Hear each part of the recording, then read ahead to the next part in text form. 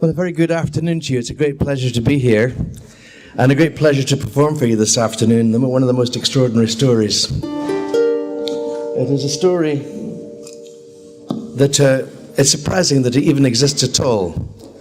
It only exists in two manuscripts, one of them Old Irish, and one of them Middle Irish. And it is the closest thing that exists to a Celtic creation myth, because the Celts seem to have favoured the view that the world always existed. But such as it is, this is something like a beginning of things, and it's in the guise of a tale of two battles. It is a sort of compendium of ancient Irish magical lore. So without too much talking, I'll just perform it for you. It takes roughly an hour. Here's the way it goes.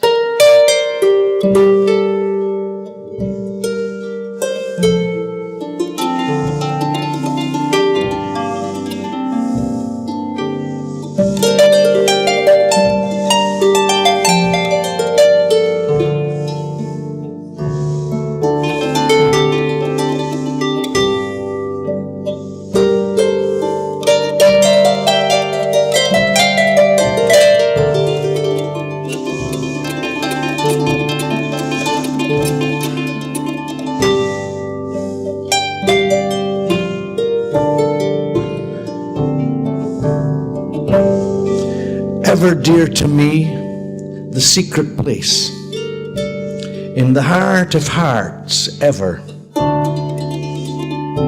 where time began, begins, and will begin,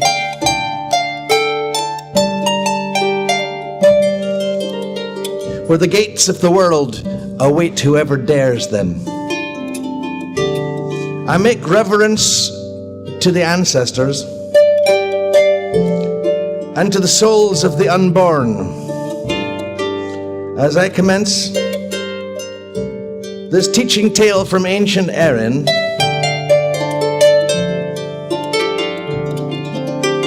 and may it bring great good on the one that tells it and on those that hear it.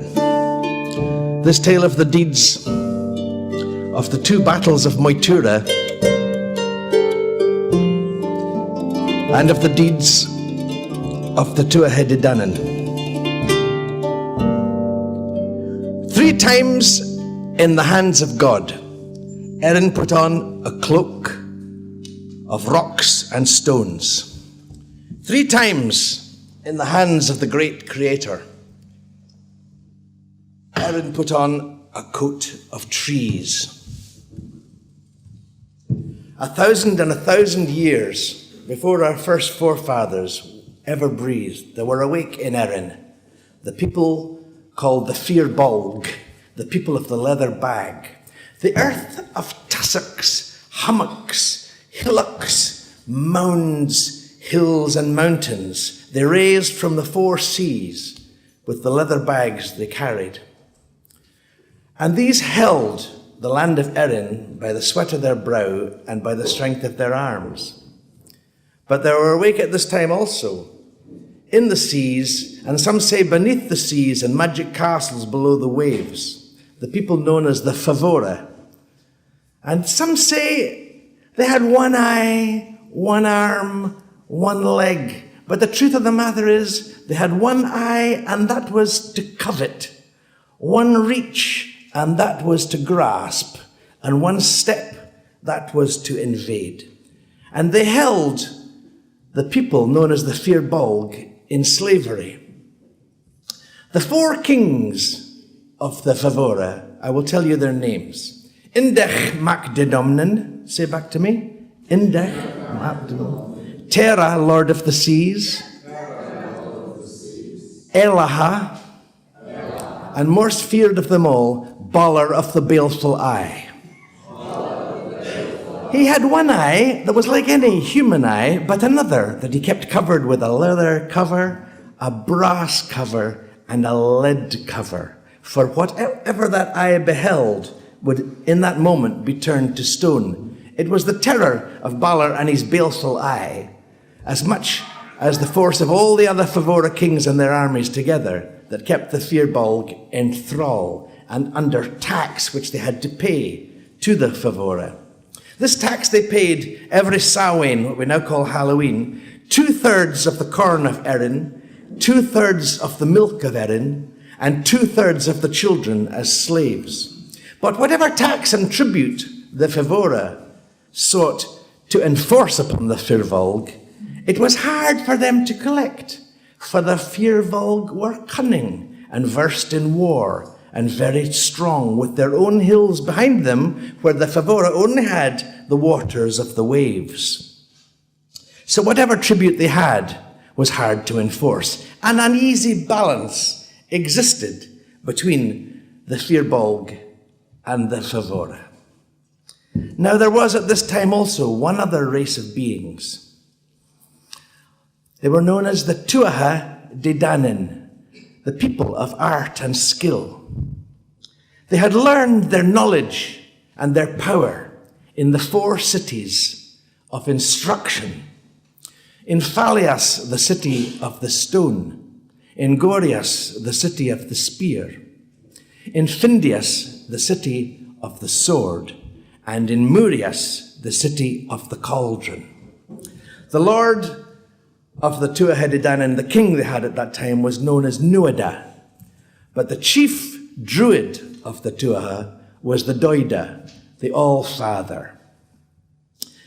The Tuatha took counsel amongst themselves, and they decided that they would invade Erin and take it for their own. For they came from the 4 cities of instruction, which were not in this world or in this universe at all, but in a universe near to it. And they sailed in special ships to Erin, and they landed there on the 1st day of May, and they burned their boats upon the shore. They sent their chief poet to the chief poet of the Firbolg, and they told them what terms of battle they sought.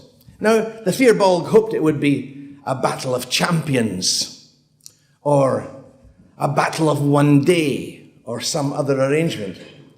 But the Tuatha had heavy news for the Firbolg. They said, our battle will be a battle of equal numbers, and we will continue until you surrender, or until we are all dead.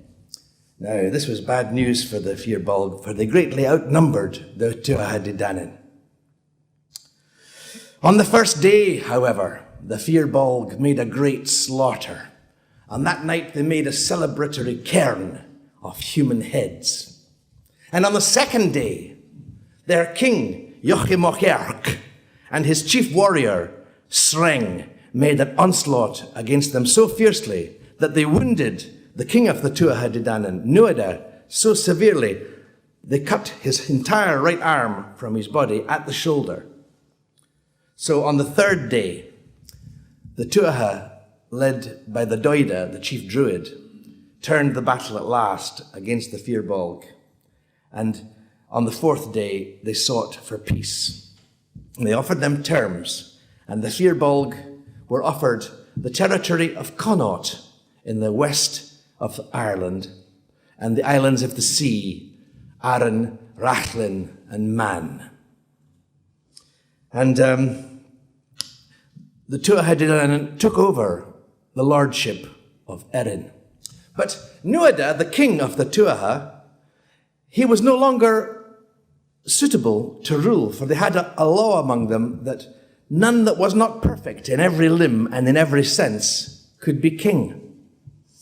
Now, the healer of the Tuatha de Danann, Jan Kecht, a great healer, made for Nuada an arm of silver, perfect in every joint, that moved as well as any human arm. But even so, with an arm of silver, he was not equipped to be the ruler of the Tuatha de Danann. So they consulted amongst themselves who should be king. And the choice fell on a candidate by the name of Bress. What was his name? Bress. He was very, very handsome. They called him Bress the Beautiful. And they thought he would be a suitable candidate to be ruler.